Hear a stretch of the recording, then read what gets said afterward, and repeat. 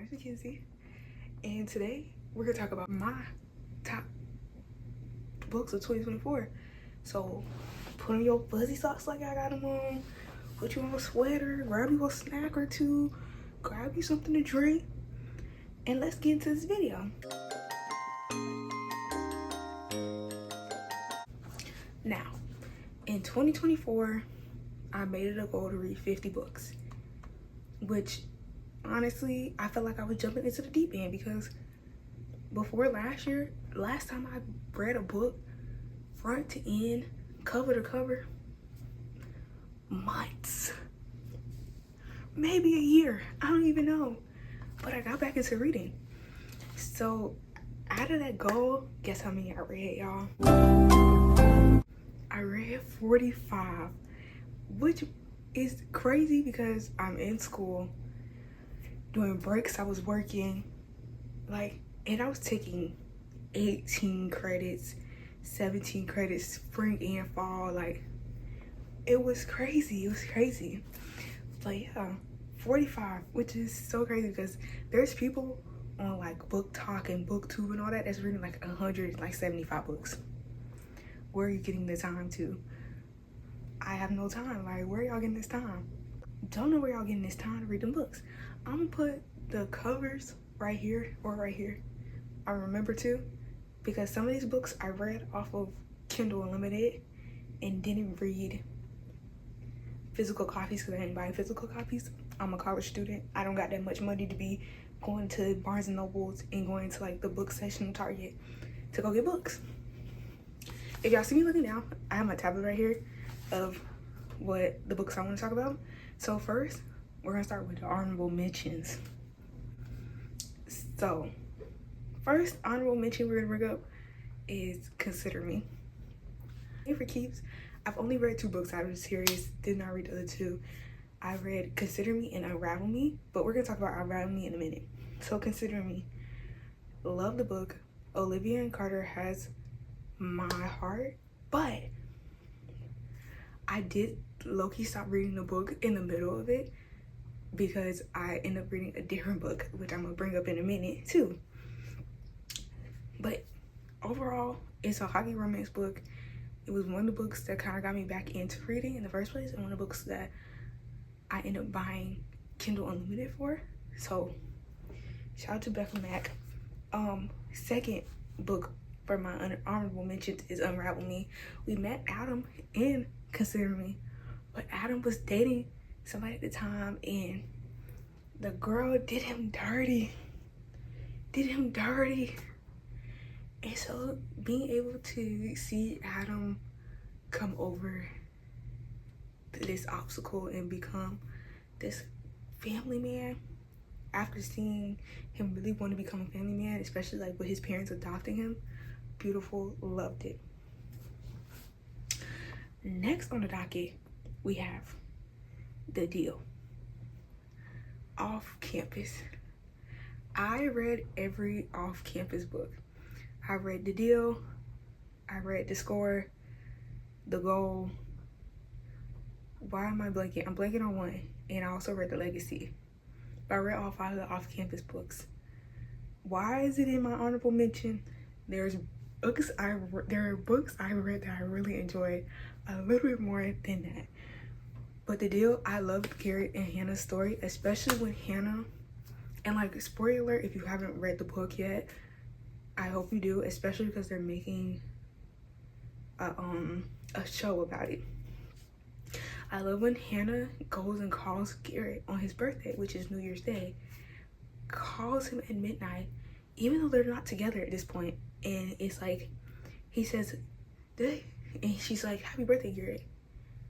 And it was just oh my goodness, tears, straight tears, even though Garrett invoked a hands-off rule on campus. Can't blame him. He wanted his woman back. Next on the docket, we have The Score. I know, Logan and Tucker books are amazing, but I'm just a sucker for Garrett, Hannah, and Dean and Allie, especially because Allie was able to turn Dean from this playboy on campus to actually caring about one single girl. The scene where Allie tells Hannah and Garrett to call Dean, and they're both like, Dean? You want us to call Dean? You heard my girl, call Dean. And Dean came in and was just like, baby, what's wrong? They're in the back, Hannah and Garrett, baby. Dean shuts the door on them. Loved it. Because one thing about it, Dean did not play. Didn't play at all when it came to Allie. There are some other like really funny things that happen in the books that I'm not gonna bring it up, because if you haven't read the book, go and read it. Especially if you're like someone who really likes like romance books. Read it. It is a hockey romance, but hockey is hockey, is a sport. The last honorable mention I have is Grumpy Romance. I like Grumpy Romance because it was one of those books where the FMC was a black woman. And that says a lot, because a lot of these books that I read over last year, I think off the top of my head, 5, 6 had black FMCs. Y'all, authors, we need y'all to start writing these black FMCs, please, because I'm tired of reading books where the girl is blonde hair, blue eyes, brunette, brunette, blue eyes, pale skin. I'm not, I can imagine it, but it's like, I can't put myself in her shoes. Like, that's not me. But Grumpy Romance, literally, black FMC, it is one of those books where it's like, the FMC is very much strong and nothing phases her. Nothing can stop her. She knows what she wants and she's gonna get it right then and there. And I love that. And the MMC does not, he tries to a little bit. He's a little intimidated by her, I feel. But then once he like understands, like, no, she's just like me, it's like, it gets so much better. I love it, y'all. Those are my honorable mentions. Now, let's get into those top books, y'all. Let's get into those top books of 2024.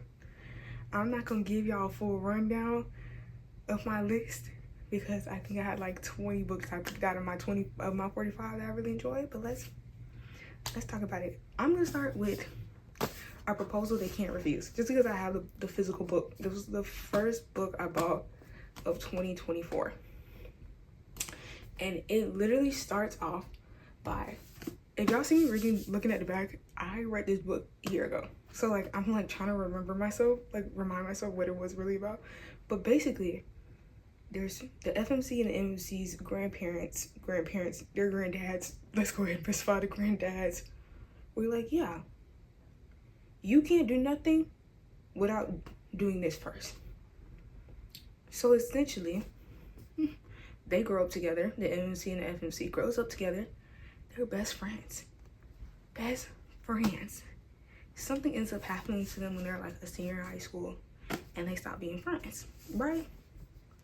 So 10 years later, here comes both granddads. Yeah, you can't do anything unless you marry each other. The FMC wants to own the family restaurant. The MMC wants to turn his family distillery into a competitor for the annual like food and wine festival they have. And in the midst of it, it takes you on a roller coaster. You find out why they had this big falling out when they were seniors in high school for prom, and you find everything's on the line, but then they end up actually really loving each other. And it just, like I said, it takes you on a whirlwind, and your emotions are going from A to W, W back to B, B to J. Like, your emotions are everywhere, and I really like this book. And yeah, and it's by Natalia Kana. So if you like books that are like, I guess kind of humorous, but not really, like, it's humor and it's romance. And basically, let's just put it like this: Golden Retriever, Grumpy Sunshine. Like, I don't know how else to put it. Yeah, this is really, really got me back into like books for real and like reading physical books, because I was able to I kind of annotated it. I kind of annotated towards the back, but I kind of annotated it, and I would go back and reread this book. For sure, go back and reread this book. Next book we have on the docket is You're So Vain. You're So Vain was one of those books where it was like, I'm sick of reading sports romance. Sick of reading sports romance. I need a book it could be romance. I just don't want to read a single sports romance book right now, and this was one of those books. You're So Vain is about brother's best friend, right? They're, once again, fake relationships. You will learn one of my favorite tropes in the world when it comes to reading is fake relationships. I don't know what it is about fake dating, but it just really gets you. But yes, so the brother's best friend is moving to a different law firm. The owner of the law firm saw him with his best friend's sister and her daughter, and the owner of the law firm thought they were together, and that was his kid. And it takes you on this entire story where he is literally faking it, and she's helping him. Of course she's helping him, but at the same time, it's helping out because the sister really needed the insurance to help her daughter, and he was there to do it. And it was a play on play words. His last name was Vain, so You're So Vain. Right? Cool. After that we have contractual obligations. This is another book I really need to read outside of sports romance, because I was the entire reading sports romance. And my favorite thing about the book was that the FMC was a fantasy writer. She wrote fantasy books, and the husband, because he was the fake husband, liked the books she wrote, but didn't know she wrote the books. And that was so crazy. And they were able to overcome basically this bridge they built in between each other. And she was able to stand up to her dad. He was able to do what he wanted to do. It was amazing, because it was like, y'all, they came together then, they came together, and I love that for them. The fourth book I'm going to talk about is The Chase. Now, I know what you're saying. How do you have off campus in the honorable mentions, but you have Briar You in the top books? I like The Chase a little bit more than off campus. We are introduced to Fitz in the off campus books. Fitz is this tatted up gamer hockey player, right?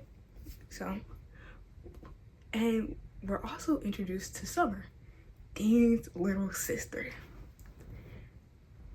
Once again, brother's teammate. And the whole thing about The Chase is I was never gonna read the Briar You series of the books, but I was on Book Talk, and they kept playing the one audio where it's like they're in the hotel, they're in the penthouse, and Dean comes up, and Fitz is like, Dean, my friend Dean, as in Summer brother Dean. And that's what got me to read the book. But at first I was not gonna read that book at all. Loved the book. It really showed us that Dean, what did I say, Dean? I was just talking about Dean. But it really shows us that Fitz was not as secretive as he was panned out to be, especially in like the off-campus books. And I really enjoyed that. And we also learned like Summer went through some crazy stuff too. But we also was like, Summer is literally, she's not this happy-go-lucky girl, and sometimes you're never gonna be that happy-go-lucky girl at all times. You're sometimes gonna have problems. And I really enjoyed that. Okay, y'all, let's talk about my top book of 2024.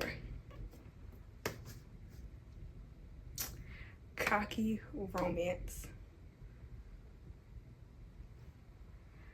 Cocky romance is a part of like the grumpy romance, the surely romance, and all those romance books and all those blank romance books that Nia Arthurs wrote. I liked cocky romance because it was about, for one, once again, a cocky romance because the FMC was black, for one. And not only was she black, she was a mechanic. She's a woman, she's black, and she's a mechanic. Put the book in my hand. And she stood her ground. She stood her ground the entire time. And the MC grappled a lot. He grappled a lot in the book. But she was a strong, independent woman before he came around. She knew what she wanted, and she knew what she wanted then and there. And they was trying to make her change, and she said, oh, hold on. I'm not changing for nothing. And I really enjoyed reading that because it was like, once again, it gave me something to read other than sports romance, where the FMC is not over here. I'm not watching sports. I'm not doing this. He's just this random hockey player. The FMC was like, I have my own life. I'm literally working in the auto body shop right now. I'm a mechanic. Get in line. Get in line. But yes, just if you ever get a chance, I say read cocky romance. You could read grumpy romance and surely romance because those are the first 3 books. But I think cocky romance is the best one out of the first 3 books to read. Yeah, those are my top books of 2024. I am happy I was 5 books off my goal because I didn't think I was gonna do it. I'm a college student. Like, outside of classes, I'm studying, doing schoolwork. So being able to sit down and read and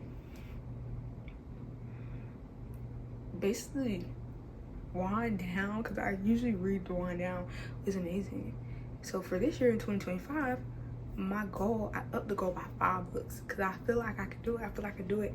My goal is 55 books, and I just read my first book of the year, just finished my first book of the year, and it was The Fine Print. So yeah, enjoy this video, come along on the ride. If you want to see more of me and what my thoughts on all my books that I'm reading are, or if you just want to see what I do on a day-to-day, because I post random things. Like, I don't stick to one sector. I do different things.